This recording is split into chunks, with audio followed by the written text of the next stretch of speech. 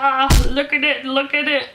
What is up, guys, and welcome to this week's Friday video. I'm gonna be talking to you guys about accidents that I've been in, or like injuries that I've had before in the past.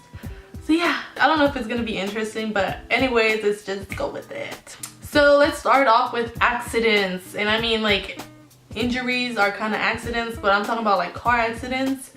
And I was actually in a car accident about like 2 years ago. It was like the first day in school, and I was going back to my aunt's house because like because like I've told you guys already that my parents work in LA, blah blah, they have to drive in the morning, so I would go with them in the morning when I had classes.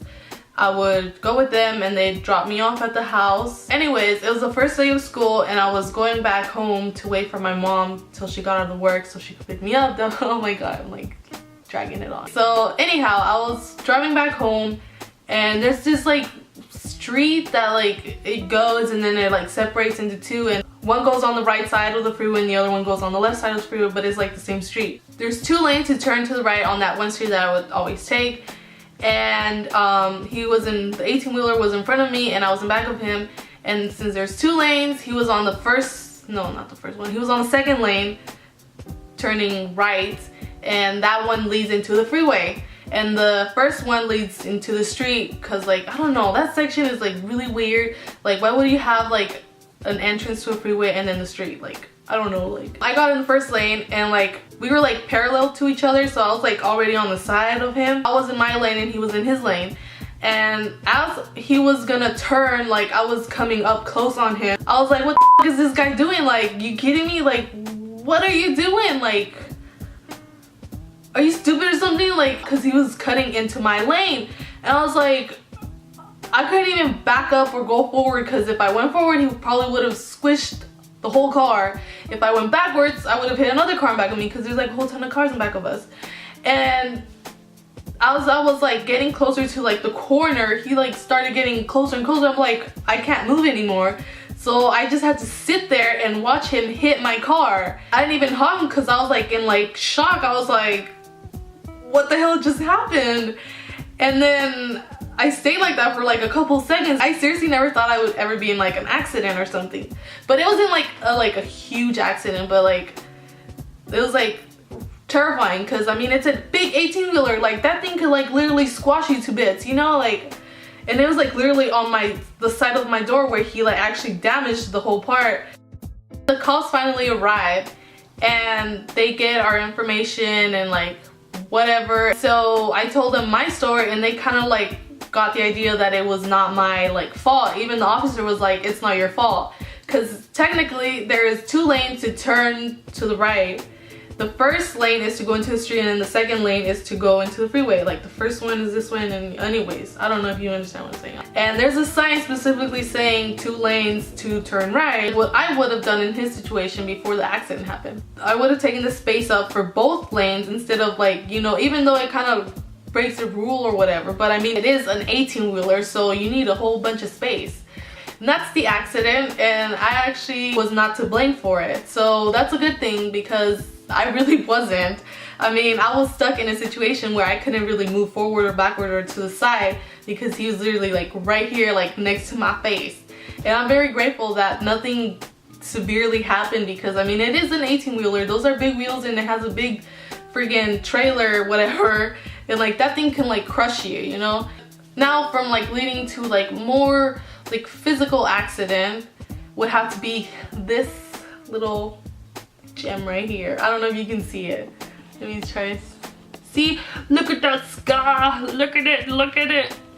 So I got this scar when I was like not even a year old. Like, I don't know how many months I was, but I was a baby still. And it was roughly around the time when I was crawling, because that's how you would explain me cutting myself. So what my mom tells me is that she had put me on her bed so she can change my diaper, I think, or change my clothes. Either way, one of those 2.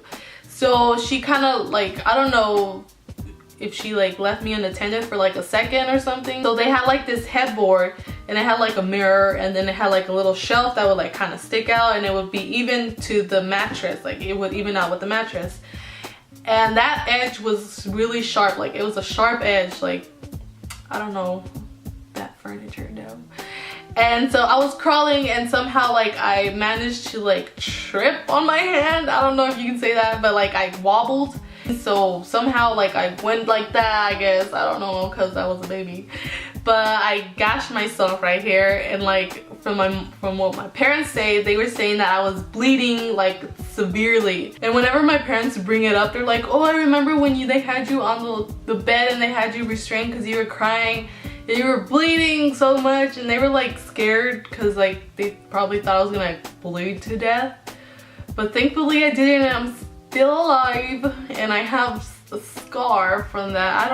I don't know how many stitches I got, but I still have a scar, and it's never gonna go away. Aside from cutting my head open, I've had other incidents where I sprained my ankle, but that's like not severe, you know, it happens. But it is painful though, but like not to like where, oh my god, I'm gonna die. Like, especially when I cracked my bones. Oh my god, that pain. Oh my gosh, it was really painful. When I cracked 3 bones on my foot, my parents didn't believe that it was probably broken. They just thought, oh, it's another sprained ankle. And I was like, okay, like, but it hurt. Like, it freaking hurts. It didn't even feel like a sprained ankle. It felt way worse. I feel like I explained this already, but just for the sake of this video, I'm gonna do it again. But they took me to this person that does massages and supposedly fixes sprained ankles or whatever. So the guy massaged my foot, and like I was literally dying when he was touching and pulling on my foot. And I was like, this is my death. I'm gonna die right here of pain. Like, it was that painful, and I was like screaming to the top of my lungs.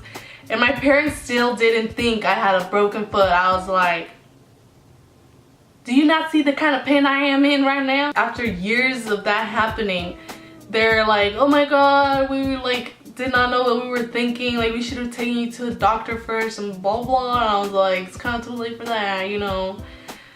But it healed, and yeah, I didn't have to get a cast on that, which was a good thing. So those were basically most of my like top memorable like incidents that I've had. And yeah, that's about it. So if you guys like this video, please give it a thumbs up. If you guys want, you guys can write down any injuries or accidents that you've been in down below in the comment section.